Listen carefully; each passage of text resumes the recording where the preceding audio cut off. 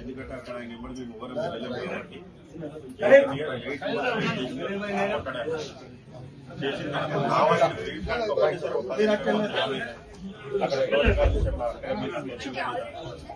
ఒక్కొక్కరి పేరు రాసుకోండి.